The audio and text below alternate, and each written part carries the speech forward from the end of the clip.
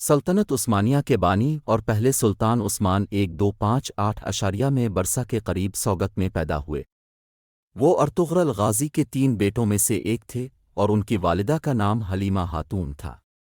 عثمان غازی کی عمر صرف 23 سال تھی جب اس نے سوگت میں کائی قبیلہ کا کنٹرول سنبھالا اور اپنے والد کی موت کے بعد تخت پر بیٹھا۔ 1326 میں اپنی موت تک 27 سال حکومت کی۔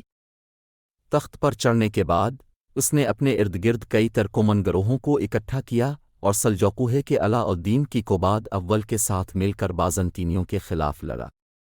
جب علاء الدین کی جلاوطنی کے بعد سلجوقی سلطنت بے حکمران رہی تو عثمان غازی نے 1299 میں ان کو دوبارہ اپنے دور حکومت میں ملایا اور اس تاریخ کو سلطنت عثمانیہ کی بنیاد قرار دیا۔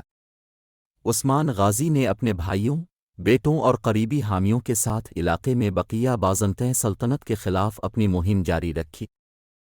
اس نے بازنطین تجارتی راستے کاٹ کر مقامی حکمرانوں کو ہتھیار ڈالنے پر مجبور کر دیا۔ 1320 کے بعد وہ بیمار ہو گیا تو اس کے بیٹوں نے جنگ جاری رکھی اور بازنطینیوں سے بہت سے قصبوں پر قبضہ کر لیا۔ وہ سوگت میں 68 سال کی عمر میں گاٹھ سے مر گیا اور برسا شہر میں دفن ہوا۔ اپنی حکومت کے دوران اس نے پہلے مال خاتون سے شادی کی جس سے اس کا ایک بیٹا اور رحمت اللہ غازی پیدا ہوا جو بعد میں اگلا سلطان بنا۔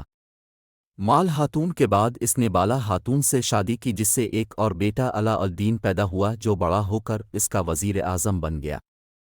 ان کے کل 8 بیٹے اور ایک بیٹی تھی۔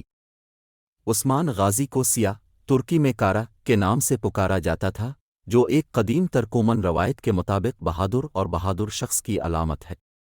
وہ چوڑا اور اونچا سینہ اور لمبے بازو، سیاہ دھندلا، باریک داڑھی کے ساتھ گول چہرہ اور لمبی گھنی مونچھوں والا لمبا آدمی تھا۔ مینڈھی ناک، ہیزل آنکھیں، گھنی بھنویں، گہری اور عمدہ آواز، گھڑ سواری کا ماہر، تلوار کا استعمال اور جنگ کی حکمت عملی۔ وہ انصاف پسند تھا، غریبوں کی بہت مدد کرتا تھا، یہاں تک کہ اگر کسی ضرورت مند کو دیکھتا تو اپنے کپڑے بھی دے دیتا تھا۔